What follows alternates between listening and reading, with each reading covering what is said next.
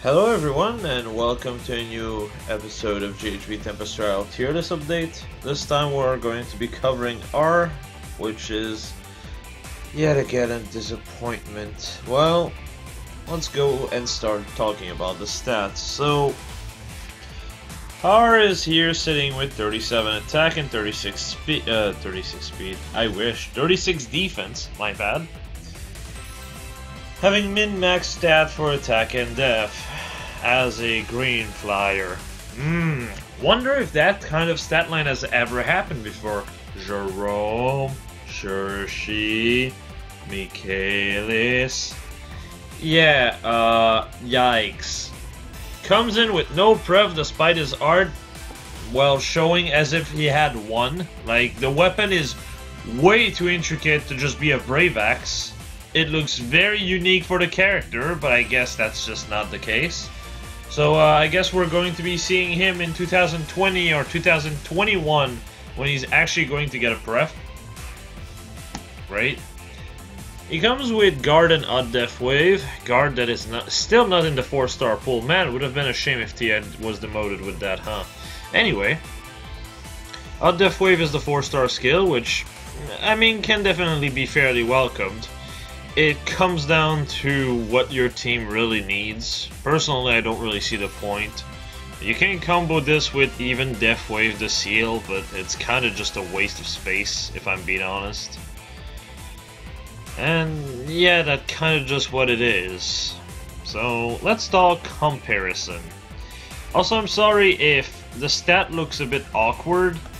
It's thanks to Xanax we even have those screenshots, and I was exactly when Memu was basically Thanos'd, for lack of a better word. I got an emulator working now, but this emulator is Emi-Duos, and Emi-Duos is shit. The resolution is just bad in general, so there's nothing he could have done about it. So this is just the best we've got to work with. The situation is now resolved, however, so the next banner should be easier to work with. Anyway, moving on to the comparison. Wow. So obviously Jerome should have just been a really new unit, and that's why they have very similar stat. Now, I actually checked before recording this. Jerome has been released 13 months ago. So after 13 months, they decide that removing one attack and res and putting it into defense makes a new character. Are you fucking kidding me? What? But why? Just why?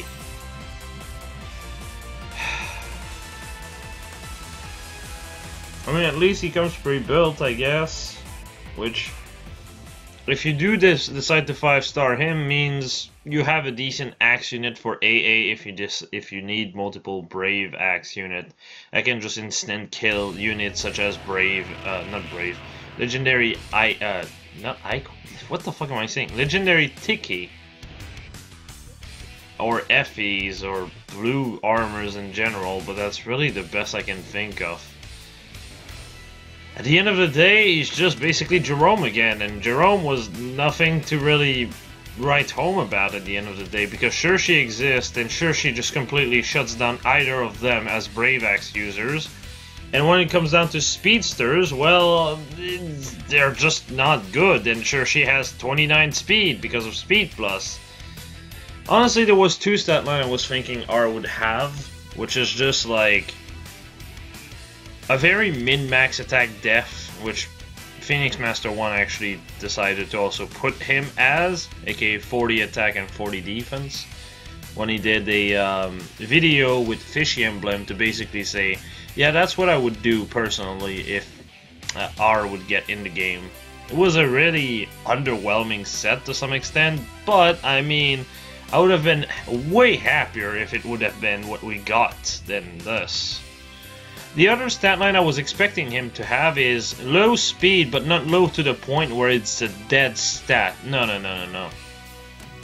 I was expecting him to have like 37 attack, 36 attack, with like 30 or 31 speed. And and like 34 def, but like res that would make Bartray look good, kind of deal. Because that's kind of how R is as a unit in Path of Radiance and Radiant Dawn. He is an insane monster in both of those games, by the way. Just like Rodger, one of the stronger unit you have access to, outside of possibly Jill in Path of Radiance. I don't know about Radiant Dawn. Or is it? No, it's Jill in Radiant Dawn that I'm thinking of. Path of Radiance, I'm not so sure. But essentially, when he joins in Radiant Dawn, and this is probably a Radiant Dawn banner, I think anyway. So, when he does join you in Radiant Dawn, he comes with, I believe, really high attack and defense, but the speed is not that far off. Like, he comes with 20 speed, is what I'm saying. At level 11, and he can still be promoted again. So 20 speed is actually not that bad. It's enough to block a few doubles from happening, if anything.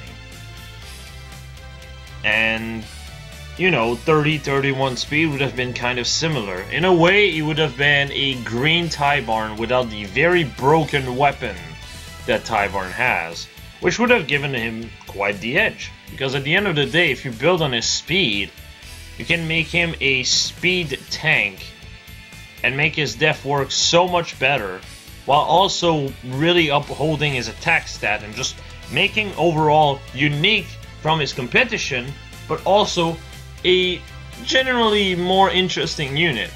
Like, you could see Jerome as the slightly tankier of the bunch, because he can deal with res a bit better than Chershi and R.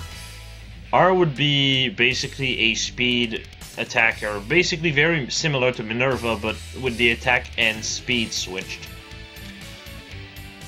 And Chershi would have been an all-out attacker with really high attack. That would have made them fairly different from one another, and would have made R actually worth it. As a matter of fact, if that's the kind of stat line that he would have gotten, I would have actually put R easily A+, if not S- on the tier list. Speaking of, let's talk about Displacement. Yeah, B tier. I mean, at the end of the day, Jerome is a bit better than R, but not by much. So they should be in the same tier. That's just common sense at the end of the day. And the worst part about R is that we still have not gotten a single refine for any Gen 2 unit or even Book 2 unit in a nutshell, really. We haven't. We just haven't. All we got are just Book 1 unit and Book 1 unit.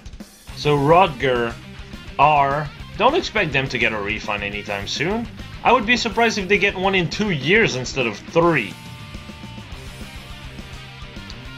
I think that speaks volume about the situation. Yikes.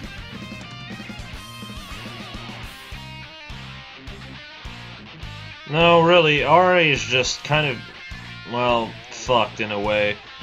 Still, if you do need a green tank, he can basically be your man. That's basically the best thing I can say. He's definitely not worth plus standing, which is sad because his art and VA are both really good. It's just that the unit itself is not. Again, though, if you like the unit, that's all good. I'm just saying, from an objective point of view, not really worth upgrading. If you really like the dude, go for it. I have no qualms for it. Now, for something I did tease about in the banner review video, I'm going to talk about the Loki set that actually makes her a lot better now. This is the new set. Before that, she used to have Steady Stance 4 with dual range, which is basically the same effect as what she has right now, except the difference here is that she has an extra 8 res on the defensive, at least against ranged foes, which is really good, because at the end of the day, the main problem I had with the other set is that she ended up with, I believe, 45 res at best, which means there are still mages that could still kill her. Now? Now? That's another story. Once she's buffed, she's hitting 53 res and 51 defense.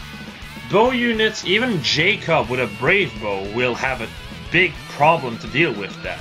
The only thing that Jacob can really do is run Bonfire and Bolt Fighter, so he can still proc Bonfire on her, but the chance that he actually kills her are fairly low, especially if you have outside help using something like Drive Def, Ward Flyer, or Distinct Guard. You know, all of those skills that pushes the Def and Res a bit higher.